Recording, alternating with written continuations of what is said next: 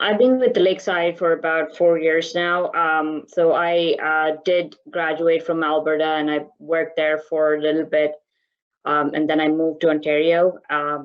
So at Lakeside, my role is more of outside sales role. So I actually engage with a lot of our customers, go and visit them and talk to them face to face about some of the things that they are doing, what their requirements are, and try to come up with solutions for them.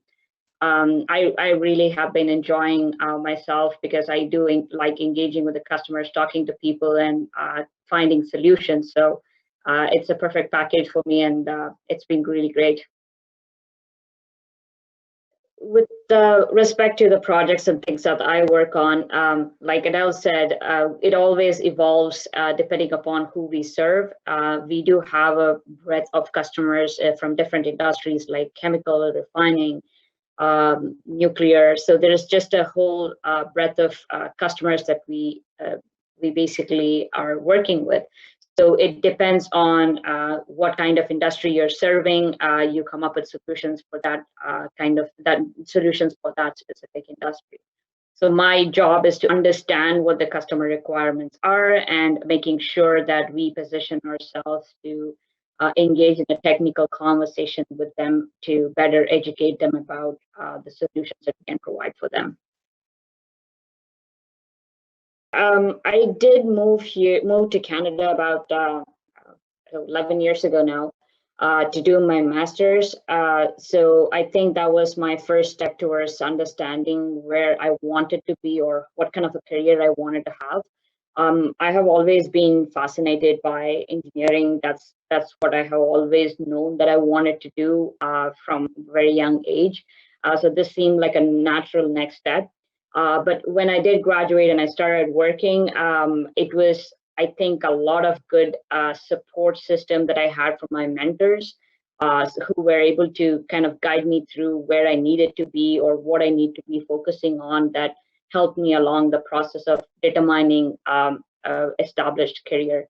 And I think a company like Lakeside not just understands that you have that passion and you know what you want to do, they also help you develop that passion. And I think that's helping me get where I want. I think pretty much the whole idea of women in engineering having the necessity to prove themselves have been an age-old thing now. I'll just share a quick story here. When I joined or when I started working out after my university, within the first maybe 1 or 2 weeks, I had a call from one of the customers who said that I don't want to talk to you because you're not going to be able to help me. That stuck with me for the longest time, and this is like I'm starting new, and that stuck with me for a while, and I have been ever since thinking about how I use that as a challenge. I made sure that one day he will talk to me and he will listen to what I have to say. So there are times when the whole world sometimes feels like it's against you, especially when you're trying to break those barriers working in an industry which is dominated by men. So making sure that you equip yourself in a way that you can stand in front of them and talk to them, and for a second they will forget that the gender exists.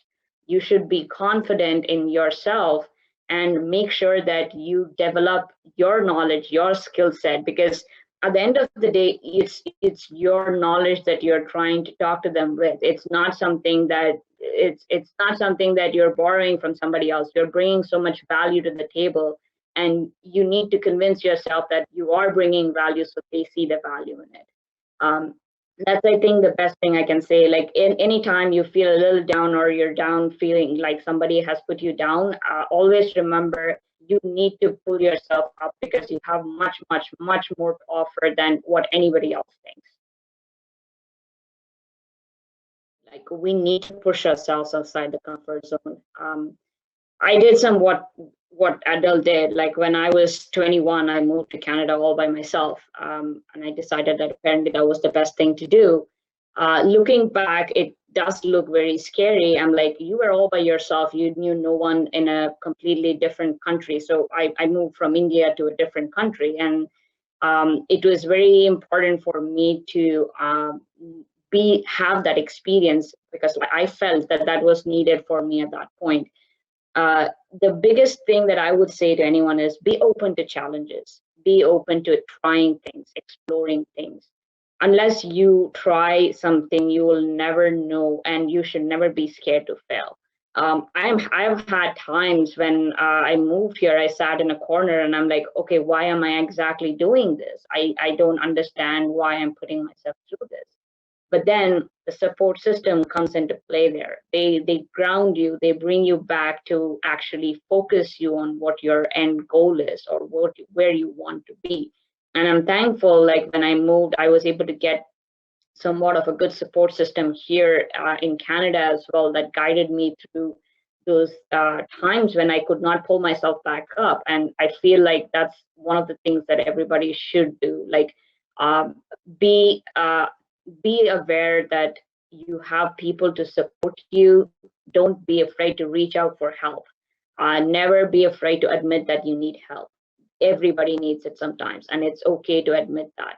So it's very important to everybody, not just the youth, but everyone needs to at some point understand that as much as you're a rock star, they also need support. It's not always going to be you and by yourself. So yeah, that's probably I push yourself, always push yourself outside your comfort zone. That's very important.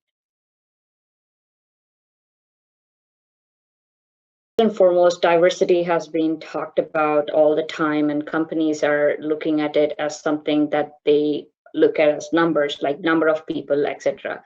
I think it has to be more about inclusivity. People in general everywhere has to have the idea of being inclusive of everybody. It doesn't matter the background they come from. Like Adele said, it should be an inclusivity thought process inside an organization than just a diversity at hiring point, because we just need to have a diverse group of people. And also the inclusivity comes with its own set of things that we need to encourage, right? I should never feel surprised seeing somebody in a position. I should feel like, oh, this seems very natural. Like I can see myself doing this because there is somebody who is already there setting as an example.